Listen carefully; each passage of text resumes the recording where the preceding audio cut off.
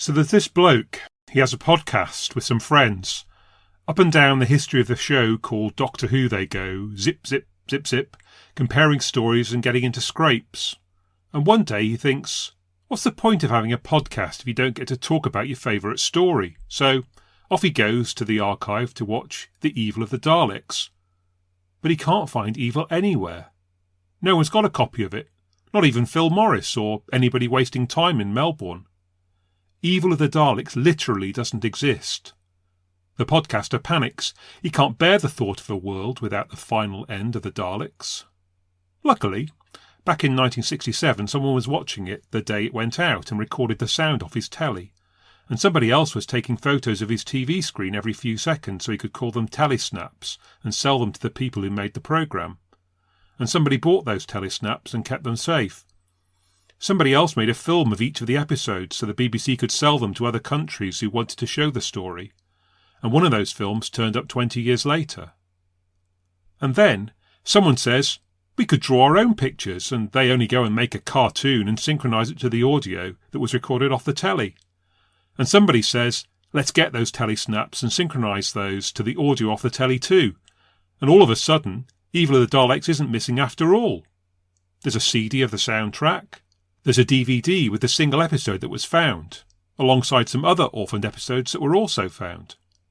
There's an animated version and a telesnap reconstructed version, and actually, there are more versions of Evil of the Daleks and some of the stories that were never lost in the first place.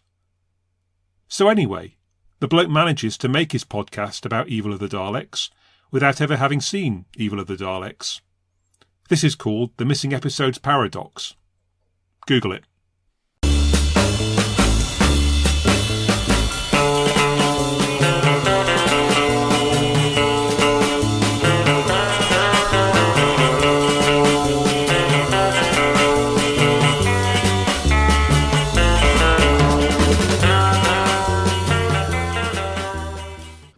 Welcome to the podcast where we take something old, a Doctor Who story from the original series, compare it with something new, one from the new series, and add something borrowed, that monologue, to make Something Who. Hello, I'm Richard, and we're back with Something Who podcast for our landmark episode number 100, where this time we're looking at the two stories that were number 100 in their respective runs. So, initially, we'll look at Fourth Doctor story The Stones of Blood from Season 16, and later we'll examine 12th Doctor adventure Under the Lake and Before the Flood from Series 9. And with me to decide whether these stories are in full possession of their faculties or starting to show signs of wear, we have a great panel, starting with someone who's not been around for a while. Yes, rumours of his demise have been greatly exaggerated. It's the triumphant return of writer, raconteur and noted thespian, Paul. Hey. Hello. Did you miss me? You can dub in roars of applause. That's directed to the one person who remembers me. Oh, it's the one who sounds like David Mitchell. I knew I recognised the name from somewhere. Yes, sorry. I've been busy wasting my time treading the boards of East Kent. Yeah. Well, for your adoring public. Yes. I don't know what to say about that. Yeah, no, they loved it. It was entirely worthwhile. Yeah, I've had glowing notices. Excellent. But yeah, and still you've returned to our humble Yes. endeavour. I don't think my voice sounds any richer or deeper or more mellifluous for my time on the boards. But I won't be projecting as much tonight. If you hear me, Yeah. the decibels go too high, just give me a nod. You'll be whispering in the evening. Okay. Yes. Pat would be proud. And another of our original team is with us for the 100th. It's science and astronomy writer Giles. Hello. Yeah, you don't get rid of me so easily. 100 already. Eh? Blimey. But it's more than 100, isn't it? I'm just taking his word for it. It all depends on how you count them. Yes. Well, quite. Every There's- week there's- I say, how do we get to that number? And Richard makes something up, and I say, all right, well, okay. Well, yeah, I mean, I've had to edit every single one of them, so I can tell you it's definitely more than 100. And finally, it's the smash hit podcast star of 2024, making his fourth appearance here this year. Oh, It's Lego modeler Rick. Oh, Hey. that's nearly 100, isn't it, by Rick your the Brick. counting system? Yeah. It's great to be back. Good to have you with us. Yeah. Absolutely. Is it 4 in base 2? 100? Anyway, never mind. It's late. Don't expect me to think. Yeah. Fine. Okay. Oh, it is. You're right. Look, let's not worry about that now. So yeah, okay, we've made it. We've managed to overcome all the obstacles that were stopping us coming together. We've probably watched most of the stories we were supposed to be watching. So finally, here we are. So with it being episode 100, we thought, I mean, we don't want to wallow too much in it. Look, I mean, in the end, it's just a few conversations that we've had with ourselves that we humour ourselves with, thinking maybe a few other people have been listening too. But we thought we'd just sort of run through some of the things we remember from recording 100 episodes, which won't last very long, just because at least we feel we should mark the occasion. So look, I would never have made a podcast if it hadn't been for the Omnirumour. That's what I blame, because I was a lone Doctor Who fan, quietly enjoying this show on my own for about 40 years. When I suddenly became so obsessed with missing episodes that I started joining forums and interacting with other fans. Well, I mean, I was going to say I had nothing to contribute to memories of the last 100 podcasts, but I do remember the bloody Omnirumour, so thanks for dredging that up. Yeah. But, yeah, the Omnirumour's dead to me. I gave the best years of my life to that rumour, and how did it repay me? 9 measly episodes of Doctor Who and some Basil Brush. No. I don't think about that sort of thing anymore. Best not. Absolutely.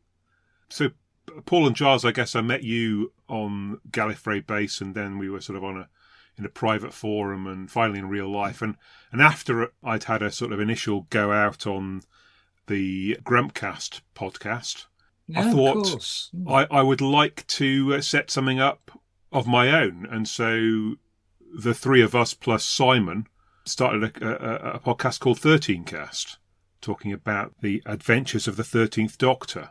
Yeah. How many, did it ever get to 13 episodes? Just out of interest. No, okay. But I mean, out of little acorns. Yeah. It didn't even make 10. So we've 13 Cast had to die so that something Who could live, and it did. Yes. Over and over again. Yeah, and the fault was with Giles, because Giles came up with the format. Yeah, blame me. It is a wonderful format.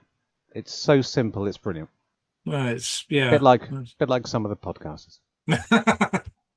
Yeah, well, we had to find something to do in the off period once the first series of Jodie was over, didn't we? Yeah. I think that was the thing. It was just like, okay, what are we going to do for the next year before they give us another few episodes to discuss? We were quite keen to keep on going, so it seemed like, okay, what can we come up with that would be a good format, good excuse for keeping on having discussions and like mixing and matching. It seems to throws up interesting comparisons and brings out things. That's kind of just also a bit of an excuse for a randomizer kind of effect. We end up watching stuff that we probably wouldn't normally pick off the shelf. Yeah, today being a case in point when we come on to that. But I think mostly I remember the songs. Shudder. No, we've had some interesting discussions over the years and some interesting guests. Tonight being no exception. Now you see, Well, from a listener's perspective, and that's principally what I've been for all the years you've been doing it. It was during lockdown. I just needed to have a friendly conversation I could hear Wigan, and something who did that. It sounded like 3, 4, whoever you had on. It was just a conversation on a picnic table in a beer garden next to me that was more interesting than the one I was having, and it was just great. I use it to this day. The last one around the giggle. I use it when I'm walking the moors, and what other people must think when I'm ranting on about in disagreement for something somebody said. I don't know, but it's the perfect walking companion, and it has been since lockdown. So I guess on behalf of those listeners that have stuck with the podcast as long as I have, thank you, because it's been great fun. Oh, thanks. Yeah. It does make it seem worthwhile. Yeah. Oh dear.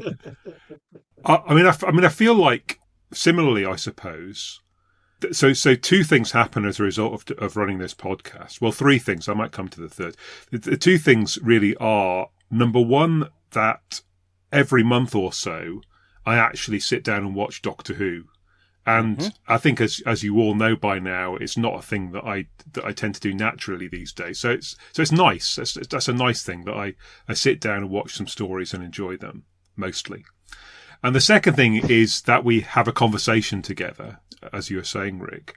And I don't think we would have a conversation if it wasn't for the podcast. I don't think that I would call you up and say, I tell you what, let's just sit down and have a chat about stuff. No, you're like that, aren't you? Really?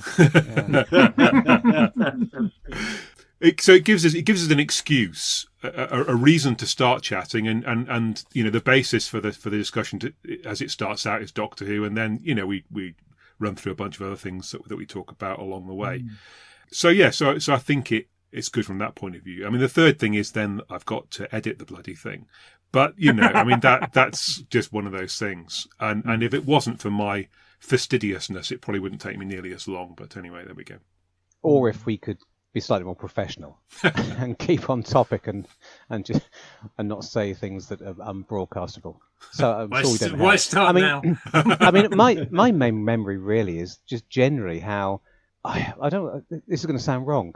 I tried a lot harder at the beginning, but I don't necessarily think it was any better. I sort of structured.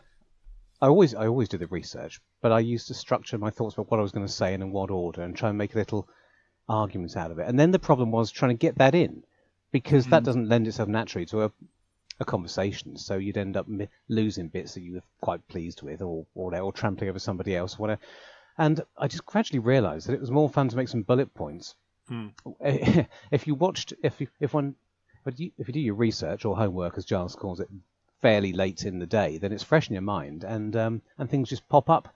You make a note of the things you definitely don't want to miss, but hopefully they'll all pop up, they'll be triggered by something somebody else is saying, and it will sound much more natural. So I think that was the biggest breakthrough for me, that I could put slightly less effort in and get a better result. So I feel like that took a while to work out, but it was probably after about 3 episodes, to be honest. Did anyone else feel like that, or have you all did you all master the format very early on? I think I was more or less making bullet point kind of things from the start. It tends to be like, well, as we all know, it's a running gag that my most of my research points come from watching the production subtitles while I'm doing it. But on this occasion, because we ended up finally being able to schedule things at quite short notice, I ended up having to fall back on the iPlayer. Yeah. So I've had to go to some external sources and other things in this particular occasion. Oh. Yeah. I mean, I've stopped stressing, really, about how it's going to pan out, because invariably we do have a conversation and we talk about a bunch of things. And what we don't ever do is be really kind of disciplined about talking about all the things you could talk about in relation to the episode. We just talk about the stuff that interests us as we're going along, and we have a chat, and some of the stuff will remain unsaid at the end, and it's just one of those things. I think any podcast that tried to be definitive would be on a hiding to nothing, wouldn't it? But really, what's the point? This is us, and it's not even just us. It's whichever iteration of us it is on a particular evening. And I assume that's what gives it its charm. Otherwise, people wouldn't still be listening. I hope I didn't make it sound. I wasn't serious about not putting any effort in. What I mean is, I guess every podcaster works this out, how to get the right balance of sounding natural without being, and spontaneous without being completely all over the place. How to get that balance between structure and spontaneity. Yeah, I do feel like it's honed my sort of critical faculties, such as they are. So you watch it with from a different perspective, and spot things that you probably wouldn't have before. Sorry, Paul, I'm doing another traditional thing of crashing into what you were saying.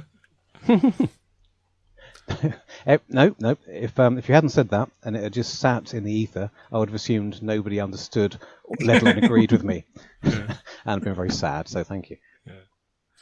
I guess the other thing I wanted to say was that we've been pretty lucky because we've invited a number of guests to join us over the years, and I honestly would say that I've enjoyed chatting with everybody who's come on. I hope we've been welcoming, but certainly they've sort of fitted in pretty well and sort of added something to the conversation. The first guest we had, I think, was Jack Rayner, who chatting about Mission to the Unknown. That was sort of slightly thrilling. Toby Haydoke, I particularly remember because I forced him to do one of my terrible sketches in completely out of character, which he was very game about. So that was great. But we've had a huge number of guests who I won't name all of because I'll forget somebody, but some really top-notch people, some really great people. But everybody who's come on has contributed something, and it's been I've really appreciated it. And I guess the last thing then would be to say that the funniest moment or the most sort of slightly thrilling moment was that I got the opportunity last year to talk with Elizabeth Morton, who's Peter Davison's wife. Her agent contacted me and said, that she thought it would be a good idea, a good thing for a podcast. I don't know how well that worked out, but the great moment that it produced was that as I was starting up the Zoom session, there's this message flashed up that said something like Peter Davison is joining the meeting. Now, it wasn't actually Peter Davison; it was just his laptop. But for that one moment, there was a thrill. His laptop has become sentient. Well, apparently. Wow.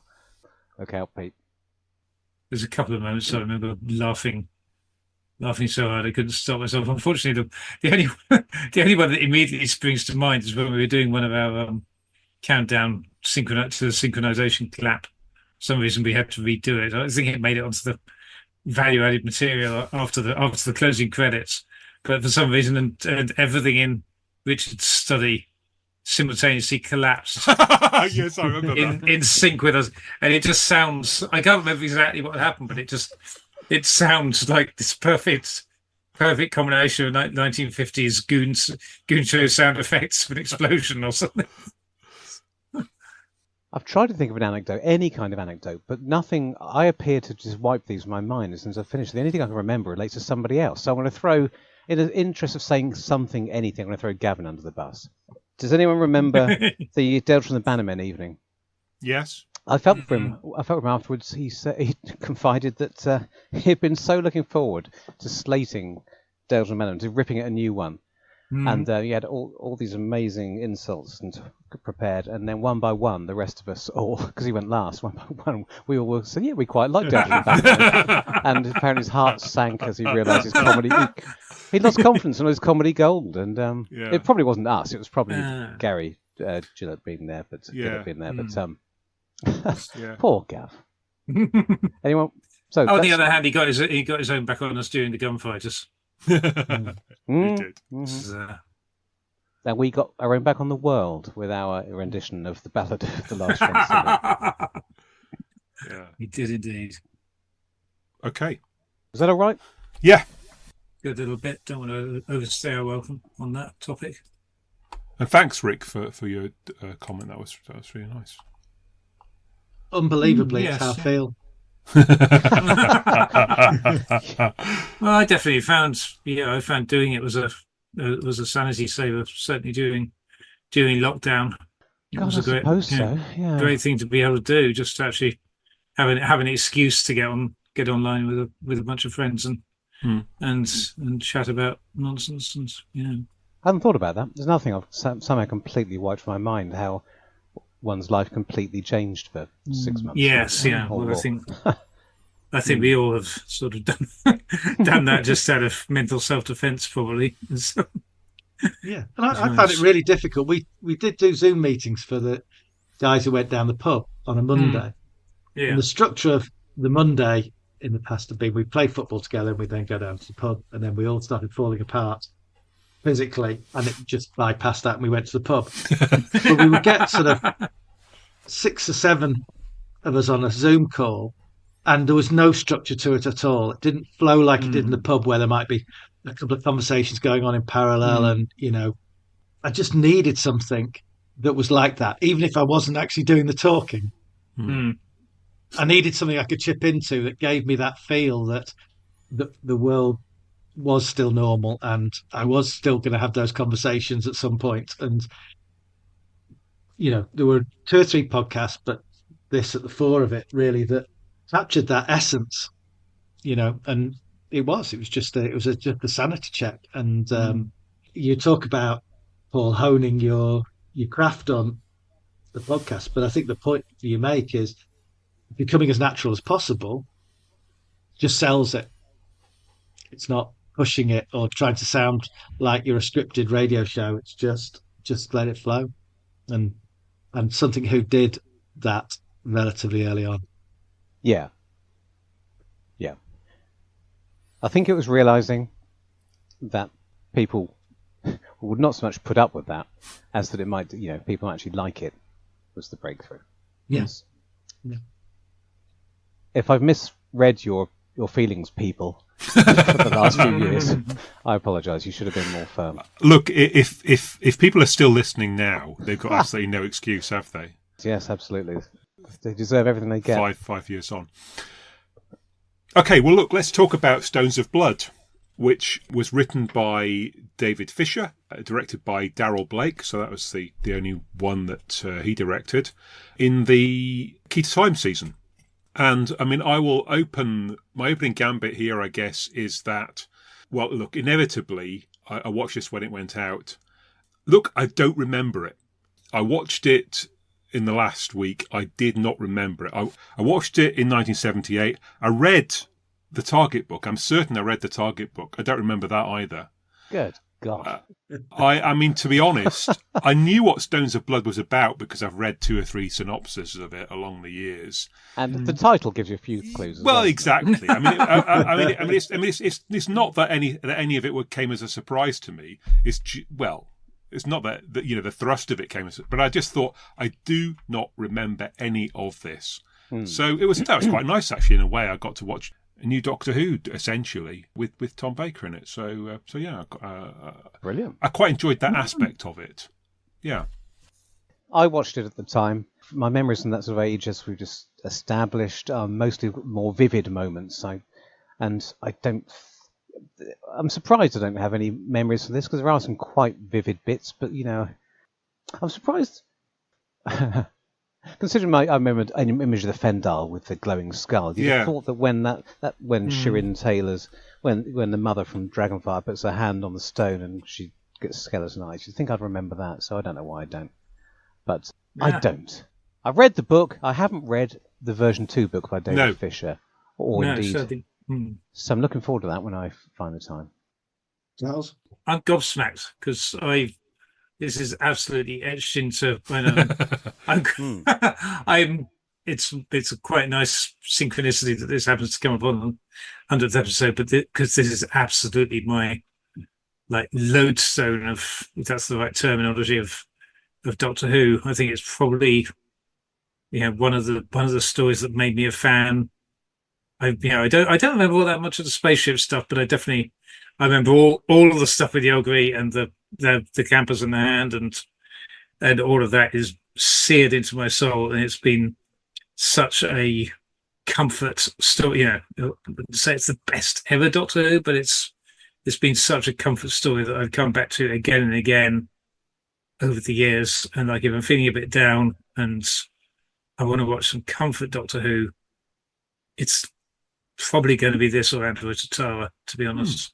If it's the classic stuff, it's funny that we've wound. Yeah, it's definitely going to be some David Fisher then. It seems like it of the classic. Yeah, it's just absolutely hits the sweet spot for me. Just checking the dates it was shown because you made me wonder if I missed it. You convinced me that I should remember, but no. October, November I wasn't on holiday. October, November 78. Yeah, that's great. It's great that we get to discover, Giles, your magic formula for Doctor Who over the next half an hour or so. Stones of Blood, Paul, I completely agree with you. it's all about the title. I remember everything that involves stones and blood. But despite many rewatches, something prevents me remembering that they go off to a spaceship and ruin everything partway through the story. To play my hand early on that. Yeah. I do I always remember. do that.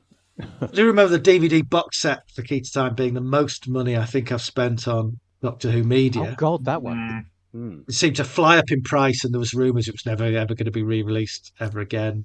Rubbish. Oh God, of course it was. Yeah. I found deep pockets for that, and I was glad that I got to watch the DVD again as part of this because I feel like I've just got a little bit more value for money out of that ridiculous amount of money I spent on it the first time around before I then buy the Blu-ray in Before the a little Blu-ray son's comes time. out.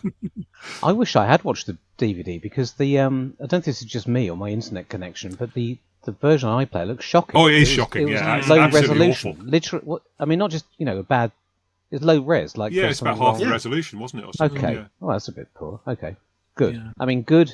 Glad it's not just me. Bad on every other score. Yeah, iPlayer has certainly curated a mixed bag of versions of episodes. Yeah. I mean, I could have been convinced it was one of those, what do we call them? On the black and whites where they're filming it and they only get half the resolution. Yes, Daleks Part 7 or It's something not like that. Storedfield, it's the other one. Yes, Suppressed or an field. NTSC. Suppressed Field. Yeah. You've been out of the Omni game too long. Yeah. Yeah, so this was a suppressed field version of Stones of Blood, I guess. I love it.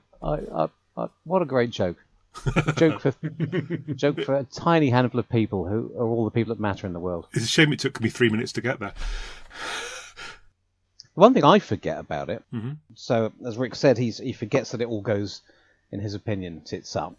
But I feel Words like of a mouth, why don't you?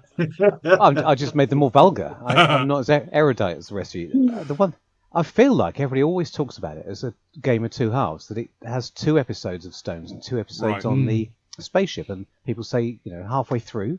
That's what they say, don't they? Don't they? Sort of, But yeah. it's not. It's not true, is it? No. It's you're just over halfway through part 3 when it goes up to the spaceship, and then it cuts back continually. Yes. I'm not going to say that I counted. I mean, from beginning to end, it's about 29 minutes from the first spaceship scene to last, and quite a bit of that's on Earth, so it's less than an episode. Just thought I'd point that out. Mm-hmm. I may be fighting a straw man. Maybe nobody does say that it's half the story in space. But anybody who did, I hope you're feeling ashamed with yourself, having misled me. And I just basically, yeah. I think it's fantastic you got your stopwatch out, Paul. Thank you. Yeah. Yeah, I did. Yeah, got me Fitbit out. Yeah. It looks like Giles has stormed off ever since you queried the second half of the story, Rick. I'm here to be convinced by Giles. I've just seen a masterpiece.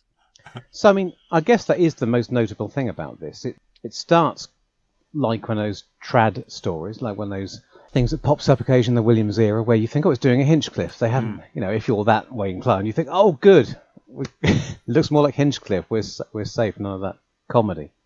Oh, no, there's some women in it. There's too many women in this story. It's not like a proper Hinchcliffe.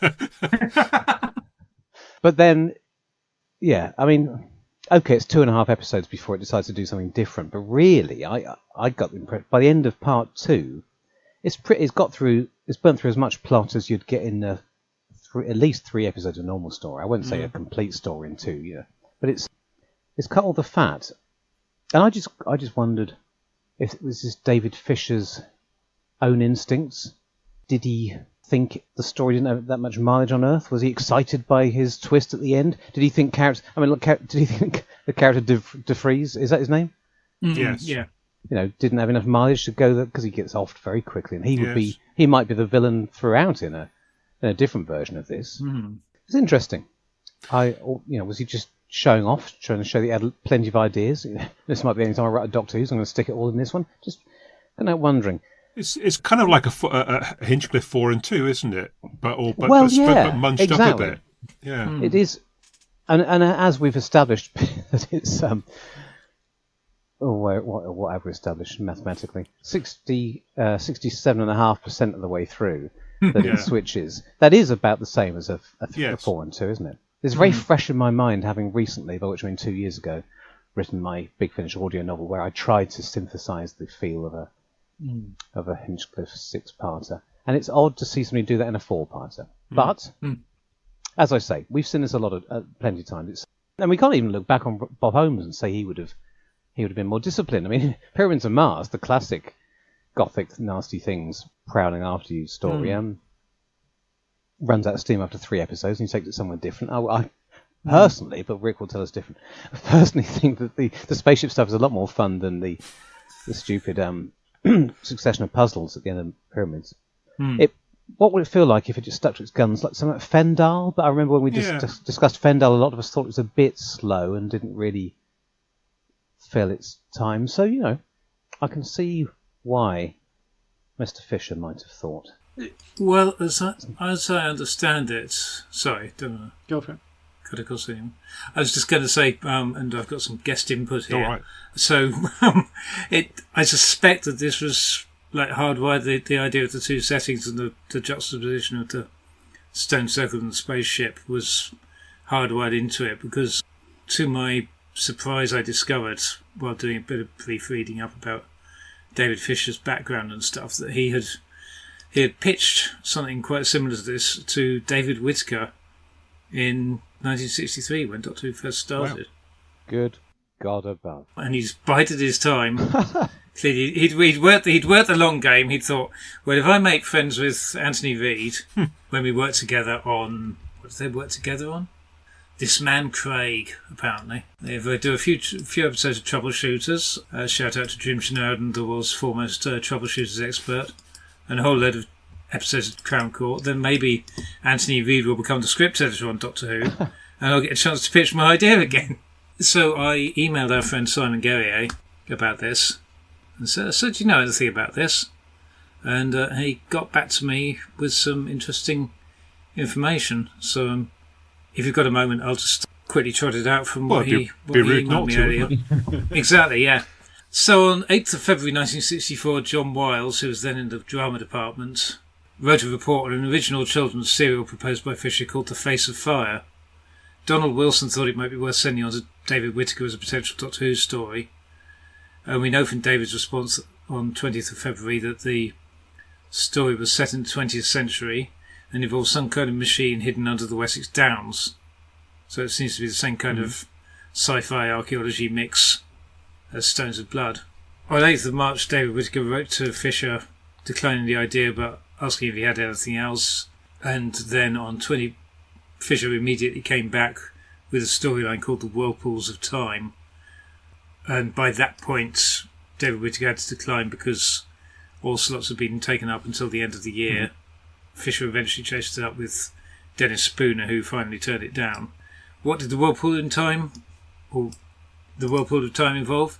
It's still quite a good idea. Fisher told Paul Hayes in 2014, apparently in an interview, about some kids messing around in a place vaguely like Stonehenge. They knock over a stone and discover a spaceship inside of it. So yeah, interesting. So I think he always had that juxtaposition in mind right from the outset. Interesting, very interesting. It feels like something you would only play with once Doctor Who is a mature format, and you seeing a lot of less adventurous stories might inspire you to break the format. But of course, the other time at which that's possible is at the very beginning, before there's a settled format. So if you didn't do it at the beginning, you've got to wait this long before. Yeah, and in fact, it sounds like both of these ideas that he pitched were essentially standalone serials that he already had up his sleeve that he then thought, can they be fitted to the Doctor Who format? And we've already got to see that Hartnell would have been quite good in a courtroom scene because we had the true. Yeah. Keys of Mariners. Rick, you were going to say something earlier on. It's just about the story structure and how it's paced. I agree, Paul, that you get through quite a lot of key points early on. And that's remarkable because there's such a long intro sequence where they remind the viewing audience that this is part of that key to time arc, and there's that curious room at the side of the console room where they keep the keys. So things like De Vries dying because he could have been a suspect dragged on much longer. The reveal of who Vivian Faye is occurs, really at the halfway point, when traditionally in a four-parter that would probably wait till the end of the third part. They do achieve quite a lot quite fast. But bizarrely, when you make space for the spaceship scene, that is short, Paul, yeah. But it just seems to drag for me. That's the bit where it's almost like we're on the spaceship, we're going to do this very indulgent for Tom Baker, almost acting as a one-person show. But really what he's doing in that scene is playing for time, which seems an awful waste of 5-10 minutes of an episode watching somebody simply playing for time. But the rest of it, as a consequence, barrels along at a really nice pace. Is it the particular handling of it that you have a problem with? I was just thinking, I'm sure there are a lot of people who get disappointed with the direction the story takes, and the two reasons I can think of are that you lose the atmosphere, the gothic night, atmosphere, all the things people like, or the things the story promises you, that all disappears. Or is it specifically that it's more comic at the end? The tone. I mean, there's been some humour, obviously, early on, but it becomes more broadly comic at the end, which is the opposite of the sort of dramatic structure you might think would be more successful. It's a good question. So I'm not bothered by the witty dialogue. I like that throughout. There's lots of good examples of where the characterization is really good. It is, I think, the break of what felt atmospherically really good. And when I think about Stones of Blood, as we say, I think of Stones and Blood. And I wonder whether in a few years' time I will feel that way about 73 Yards, which is, I absolutely adored the Welsh coastline, the bonkers Welsh pub, and was completely bought into that folklore element. And I will quite happily forget that they went into the city and it extended over the lifetime of Ruby, because what I loved about the episode was that kind of that Welsh Gothic. And I'm sure I'll rewatch 73 Yards and go, oh my gosh, how do we end up here? So I think it's an atmosphere thing, Paul. I can't think of any other specific examples, but I'm sure I've said this far too often over the years, that there is a thing that I first spotted on some Big Finish and more often in the new series, where people will sort of try and have their cake and eat it. They'll try to do a story with a more traditional atmosphere, but then want to explain it and or undercut it. So a story with a more horror atmosphere will end up being explained in some terms of science fiction, and the atmosphere often drops away at that point. So though you probably do need the explanation, if you can do it but keep the atmosphere up so that the story doesn't feel like it ends on damp squib, I think that's the better way, rather than... It's the classic thing that we had in, Vampires of Venice. Yes, I guess. Complaining about the vampires turn out to be space fish, and but apparently supernatural gothic elements. Always complaining about that, but more specifically, if for example it then left Venice and the last third of the episode was on a spaceship or something. I mean, that's Curse of the Black Spot and Yep. and Mummy on the Orient Express, which doesn't switch location. I mean, some of them get away with it better than others. I don't know whether the Viking one counts. There's also anyway, most of them, frankly.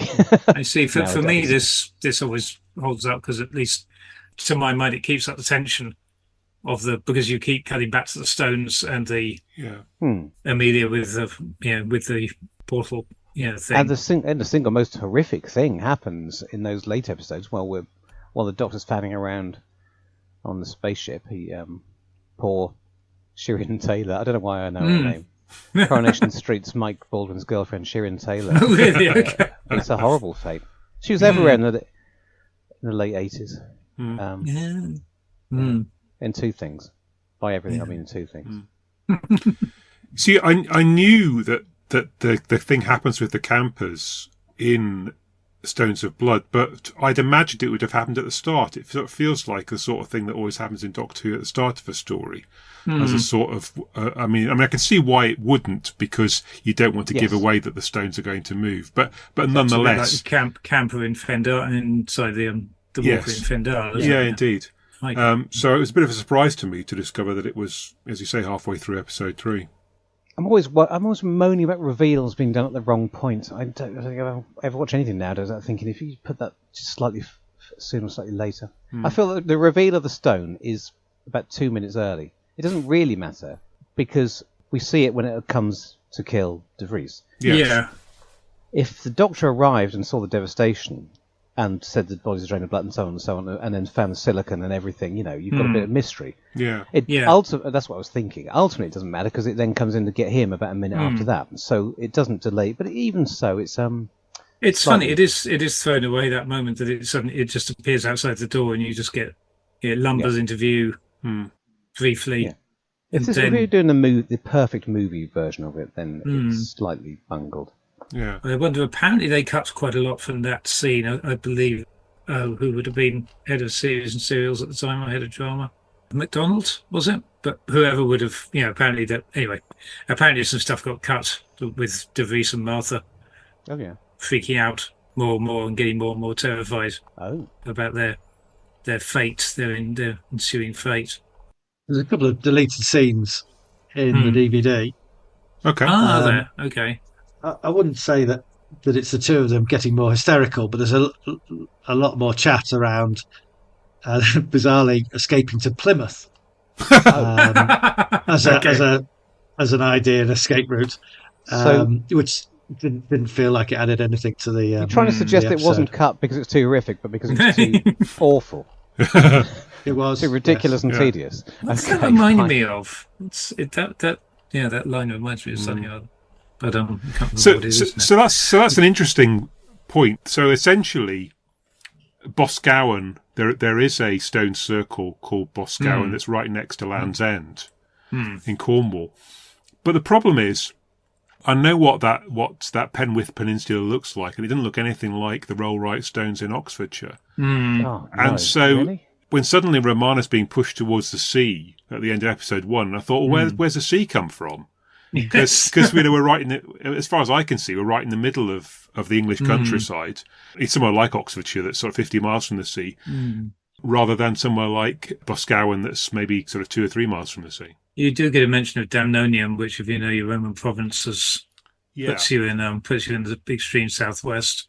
So it's definitely meant to be down there. So Plymouth is within. Yeah, it's better than Swindon anyway. Yeah, they'd be better off nipping off to Penzance, I'd have thought. But anyway, I do like the bit with when the doctor discovers the bodies and he covers K9's eyes. Yes. So it's a nice little gag. Yeah. Because the way it's filmed, the way it's shot with you see the bodies, but the heads are out of sight.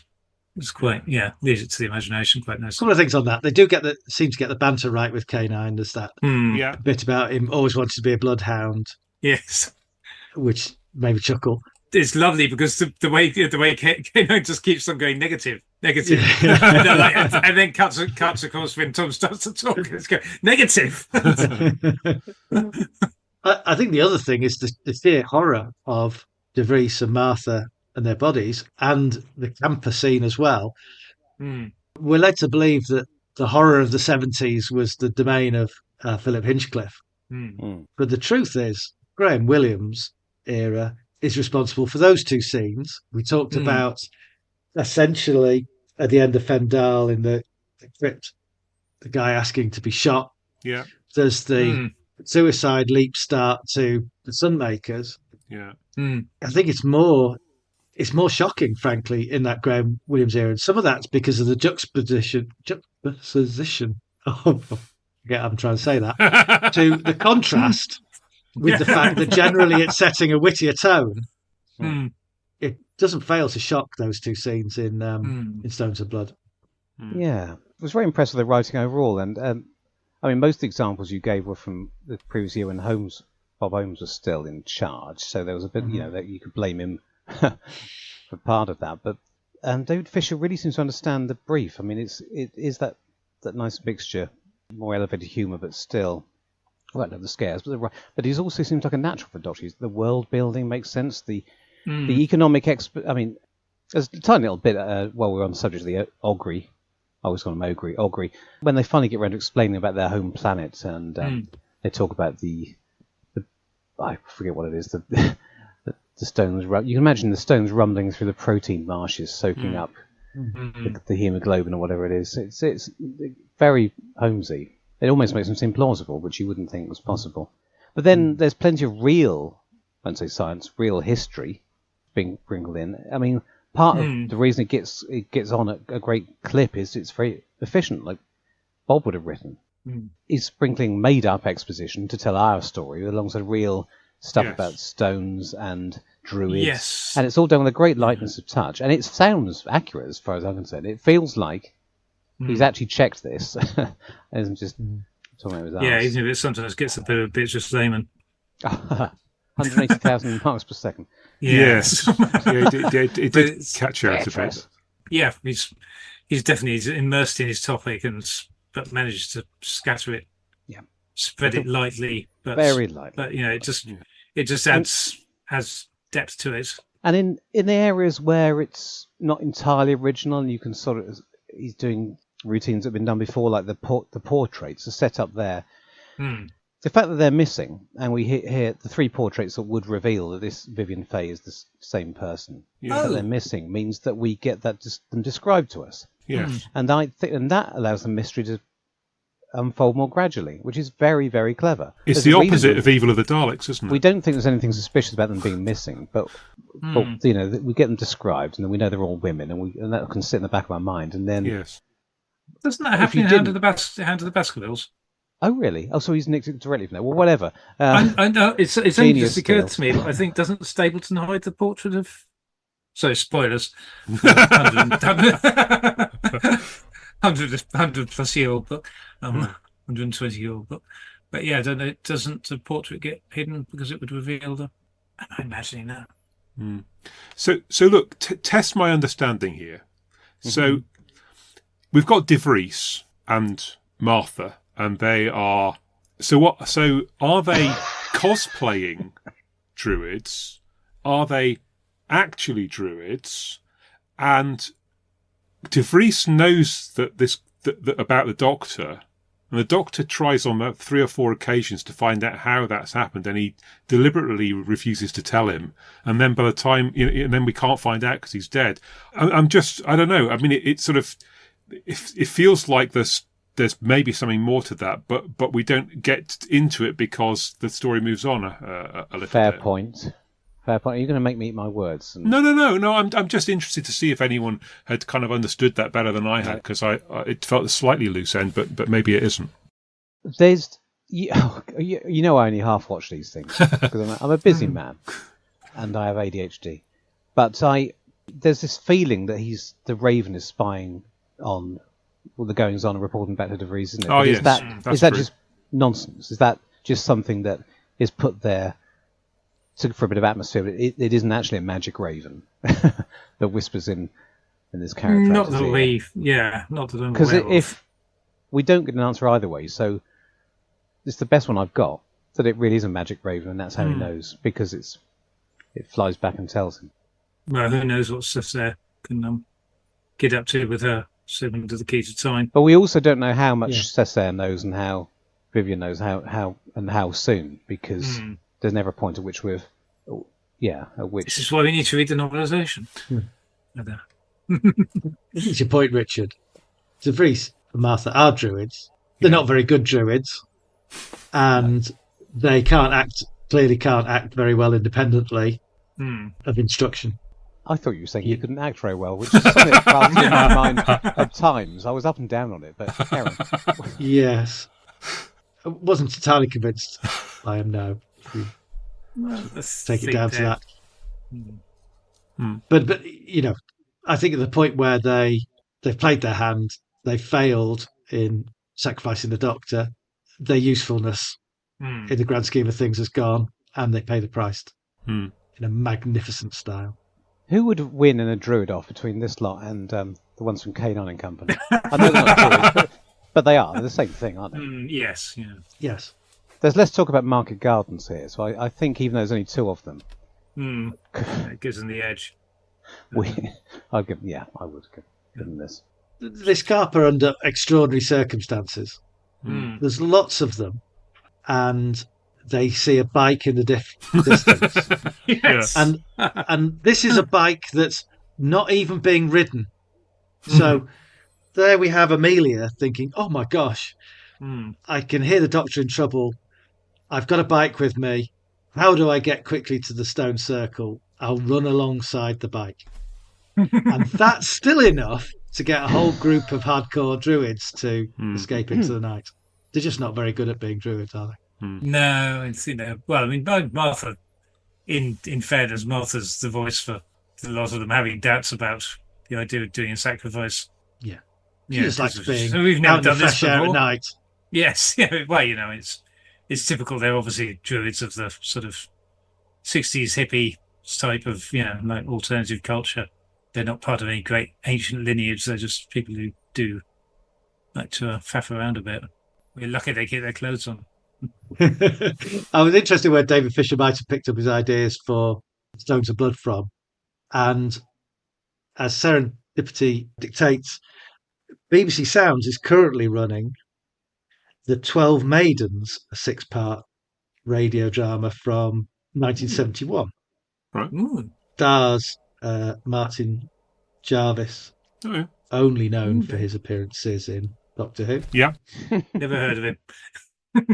I thought, oh gosh, this Stones of Blood was originally the 9 Maidens, then the 9 Travellers, and then Stones of Blood. Perhaps he's ruthlessly borrowed from this radio drama. In truth, he hasn't. He's taken a different angle completely in terms of his approach to telling the story, which is nice to hear. But I will plug as worth a listen on BBC Sounds now, The 12 Maidens, because it's a really good fun audio adventure, of which the final part comes out this Sunday. Okay. Okay. I'm just going to nip back and sorry, I'm just going to correct the in Baskerville's. There is a family resemblance between the portrait of Sir Hugo Baskerville and Stapleton that Holmes spots, but there isn't an actual missing portrait of anything. Okay, so it's more evil of the Daleks then. Yes, than Stones of Blood. Okay, so I'm just my mind's ticking round, and I just want to check. So essentially, the Vivian Fay or Kesser or whatever we're calling her. So she is kind of. It's in her interest that the Druids are around and sort of spreading blood on the stones because that keeps the Ogre going, and so on. So she's sort of sponsoring what they're doing, even though in the end they get in the way. So she's quite happy to see them go, I guess. Can somebody remind me what her ultimate plan is? Because I did drift off at that point. Or is she waiting for something in particular? I don't think she's got a plan as such. I think she's just fairly happy. So she's happy with her quiet life? I think she's fairly happily living her time on Earth and just... a series of relationships with eccentric elderly women. Yes, so. Well, we wouldn't be happy. I don't think she's got any great scheme other than that she's using the seal to protect herself. It's almost a shame to disturb her then. What damage is she actually doing apart from sacrificing goats? And so far as I know, De Vries and Co only get off because the doctor turns up and they blab too much, and she, So she'd have gotten away with it, having for those meddling kids. And how Scooby-Doo, we'll talk about that later, is before the flood. But that's a different matter. There's a connection for later. Right. Can we talk about the Ogre or the Ogre?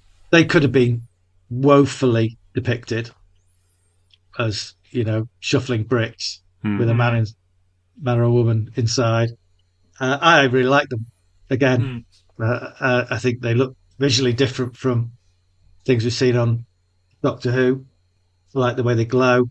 I like the way they shuffle past windows. And if you're going to come through a door when you're that size, that's the way to do it. Splinters everywhere. Yeah. It's quite glass impressive. Smashing. It's great. There's practical effects. The fact they rig the sets so that the Ogre comes smashing in and everything. Yeah. Everything falls apart. It's pretty much how I want to enter any room. It's me! Yeah. I was trying to work out if there's any way they could have looked better, in inverted commas, on that budget, and I can't, or even just a different design or anything. I couldn't think of anything. They look close enough to the. They're not the most realistic looking stones. The real Rollright stones, are they? They look because Yeah. we're used to Stonehenge. Is that granite or something? I don't know. And these slightly eccentrically shaped and chipped and coloured stones. It actually looks like less realistic. So they've matched them so well that the props make you think, are you sure? Yeah. But no, I mean, what else could you do?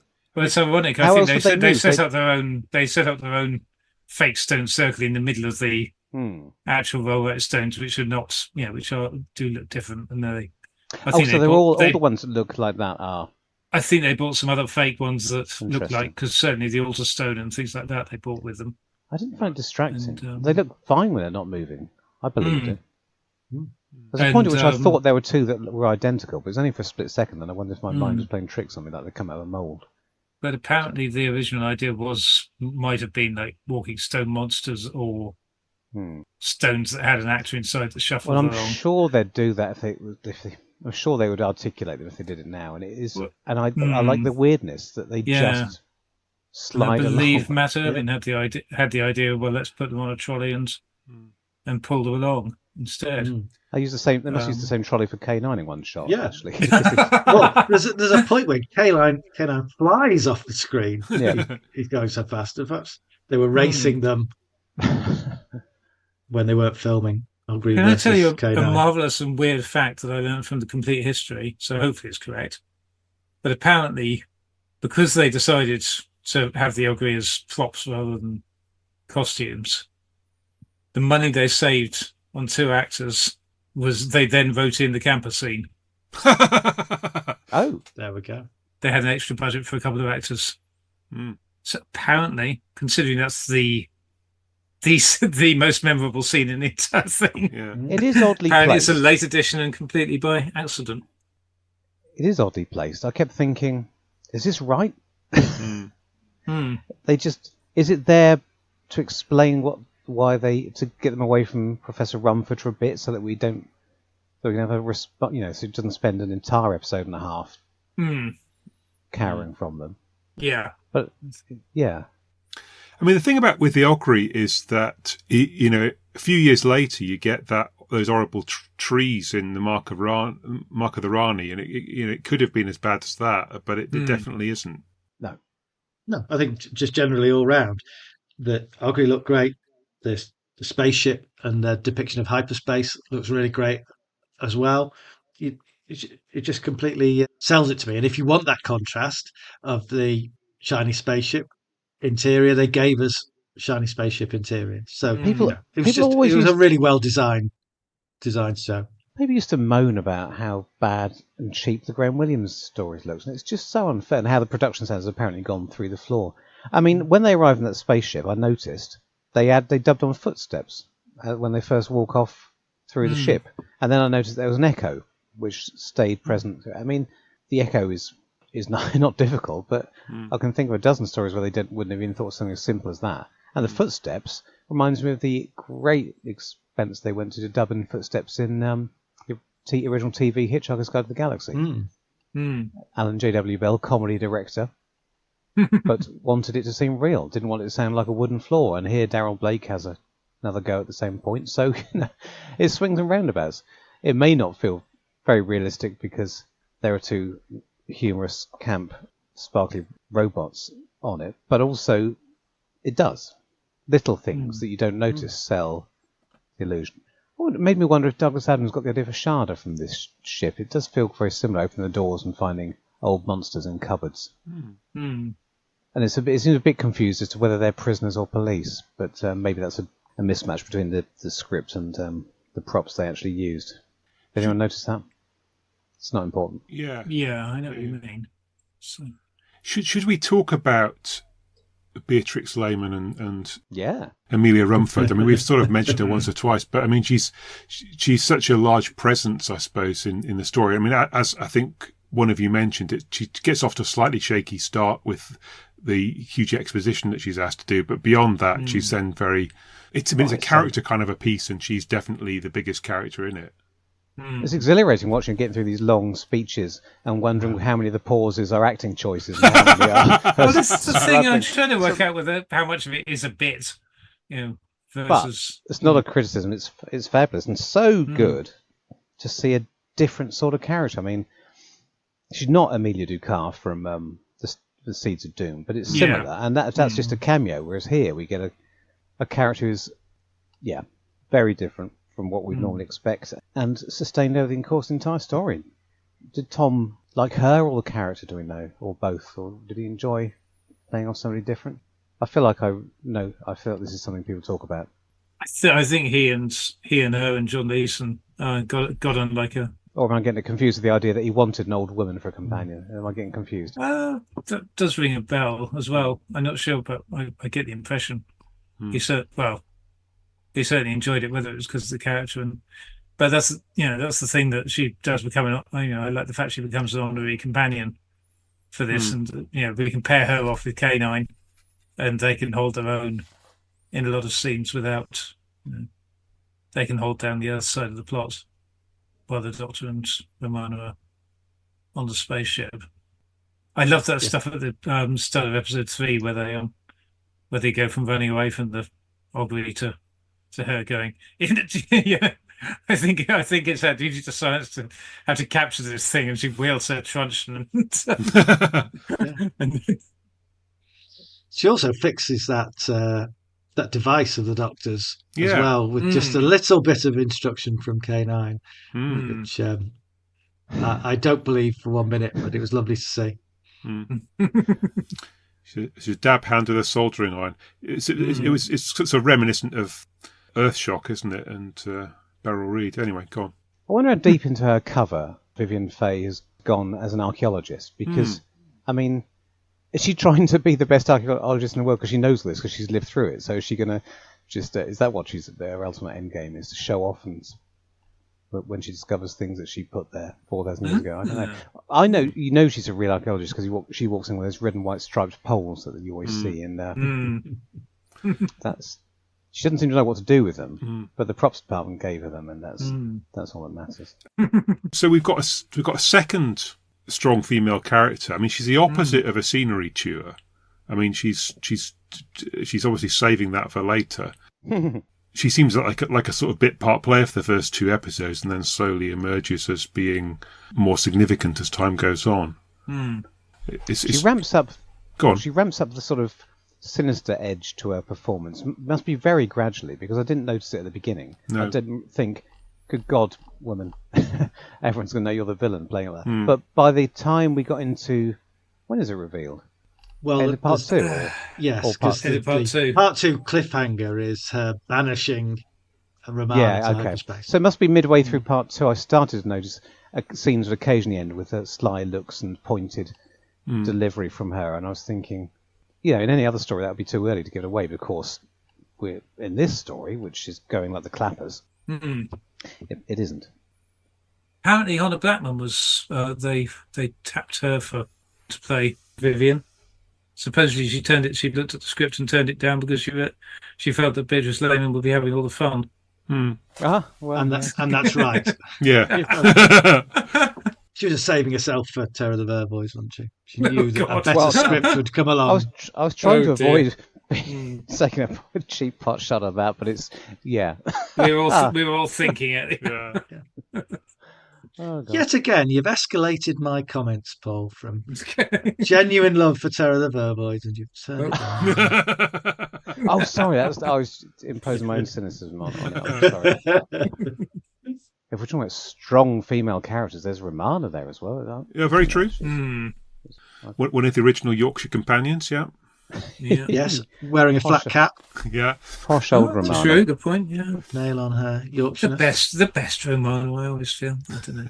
It's my personal preference. But I was paying particular attention to her having had to write for her recently, and in fact not so much the writing, but recorded an interview with myself about a story where I was asked, how did you feel writing for Romana 1? And what was I trying to say? I was trying not to say, well, obviously I was disappointed not to get Romana 2, but it did make me think about why makes the two different, and why the first one works in some stories where Romana 2 wouldn't, because you'd be too much. And also specifically here, when she's fairly new, and watching them out of order, it's difficult to pick up on those things. But I did think and this may just be luck, but the cliffhanger to part 1 where, oh no, sorry, the beginning of part 2 where she's terrified of the Doctor because you feel like she might genuinely think this man that she barely knows pushed her over a cliff. Yeah. Yeah.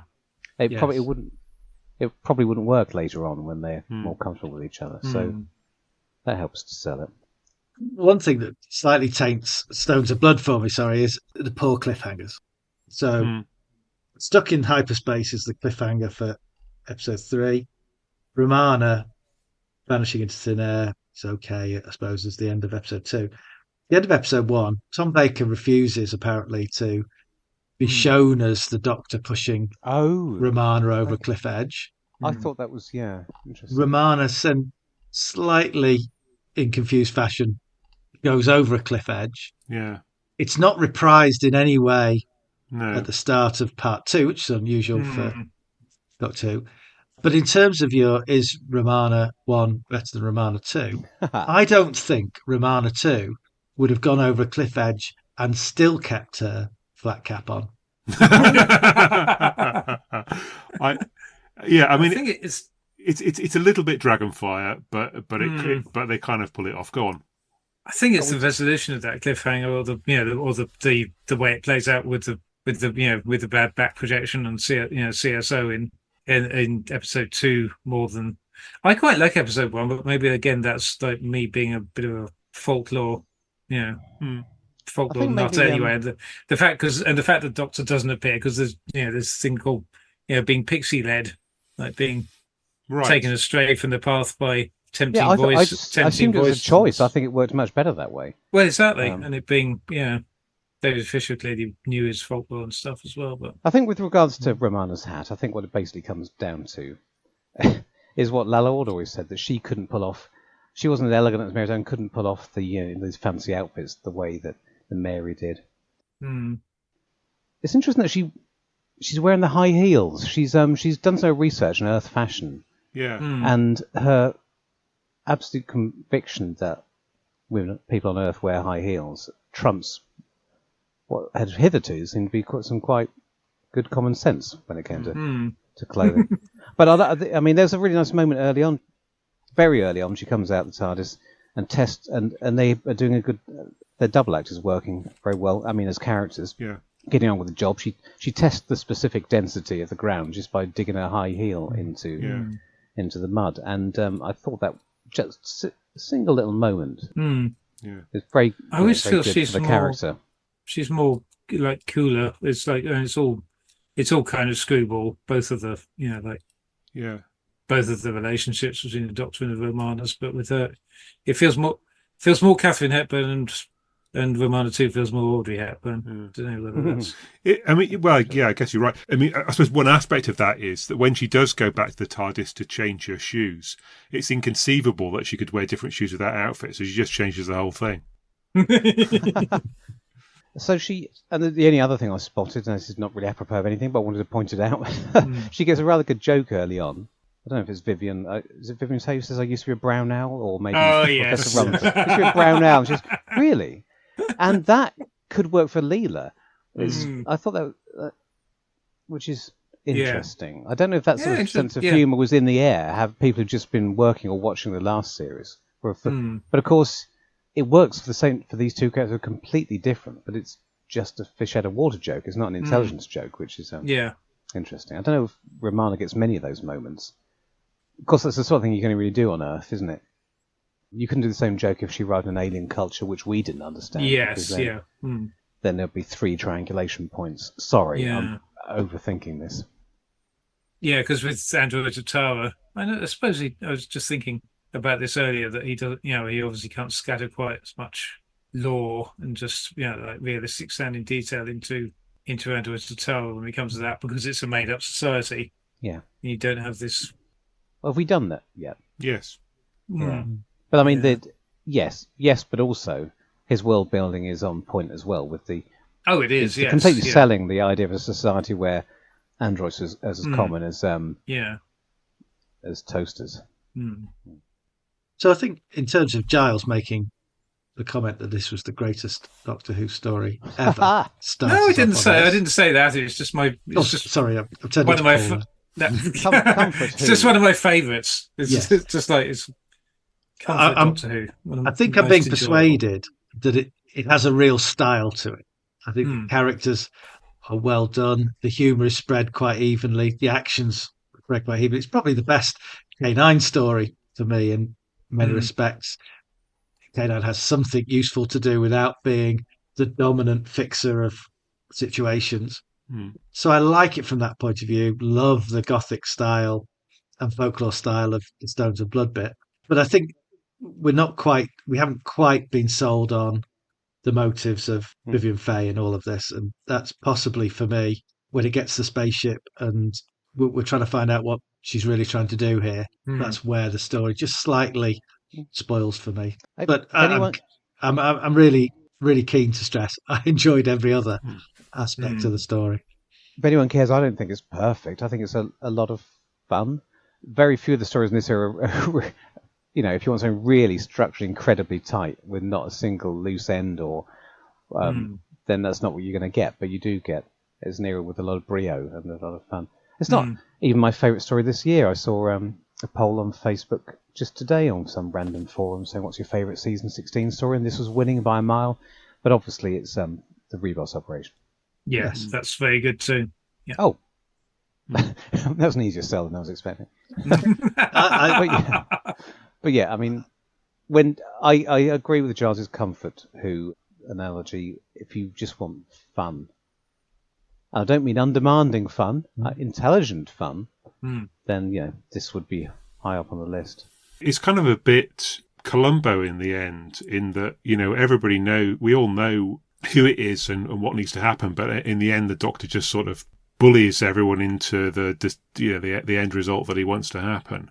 It's not entirely sure quite how he manages to do that, but somehow, by force of character, maybe he persuades the Megara that that's what they want to be doing, is imprisoning Vivian. I saw a quote. Well, they know they need, that's their mission, because they've been sent to.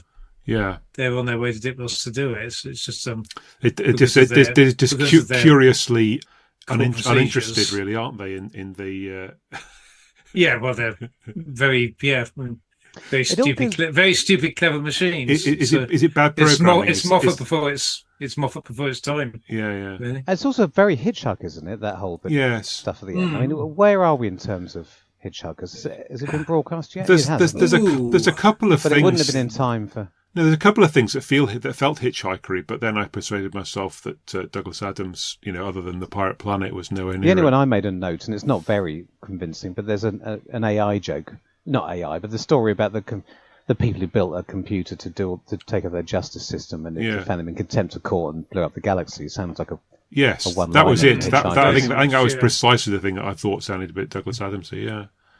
Yeah. So apparently, in 2011, Patrick Mulkern described this in the Radio Times as an intriguing yarn with small stakes and vivid characters.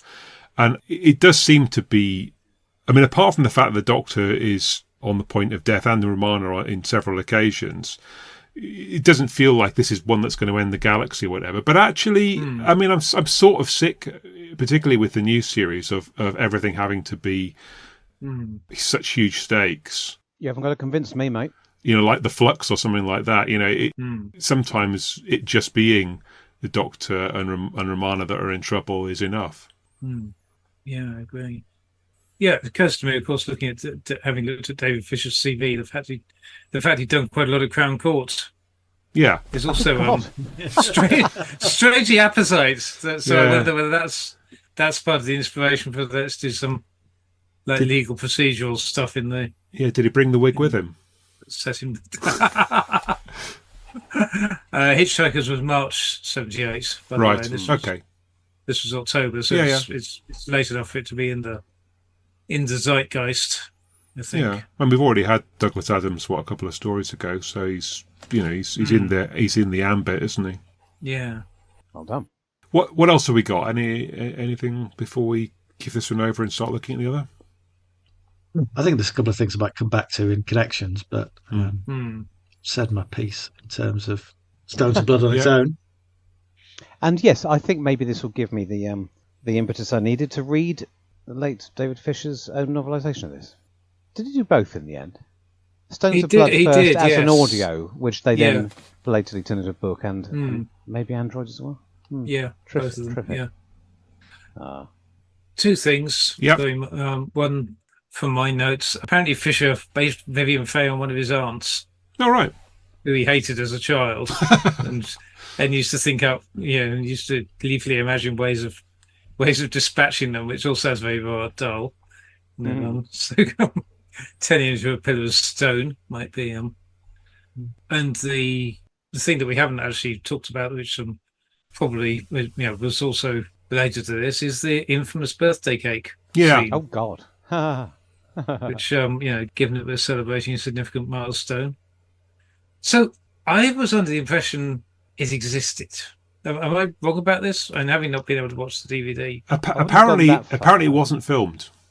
Okay, right. I That think makes that was that a lot discovered more fairly late in sense. the day. I think did people assume it had been filmed and cut, and then eventually it turned out that maybe got that it's far. Yeah. But but the cake. they bought the cake They bought the with cake the budget they saved from not having people in the ogre.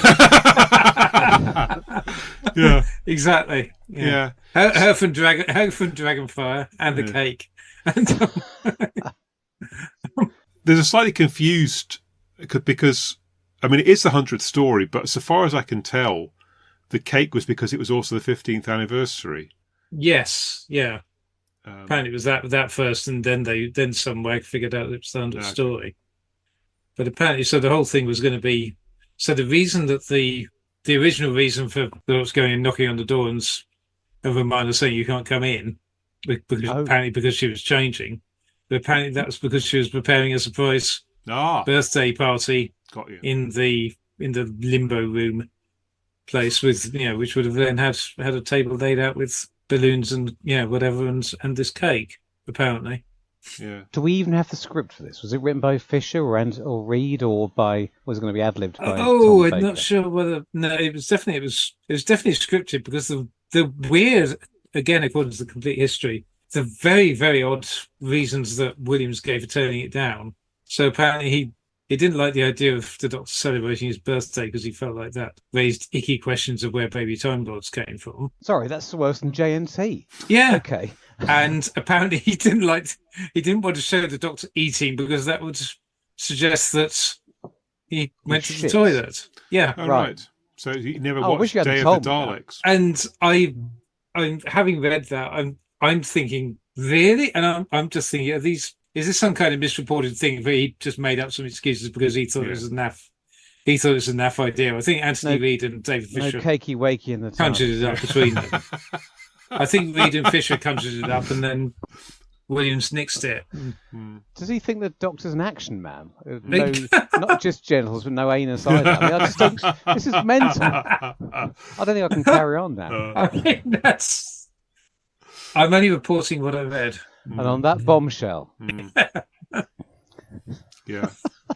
we can't top that.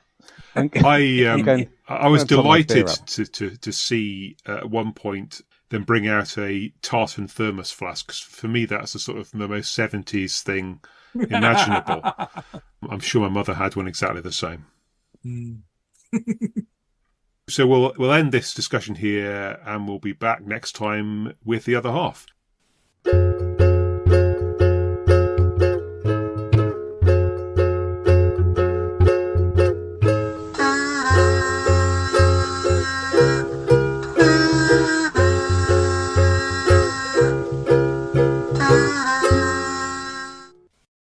This time we're looking at the two stories that were number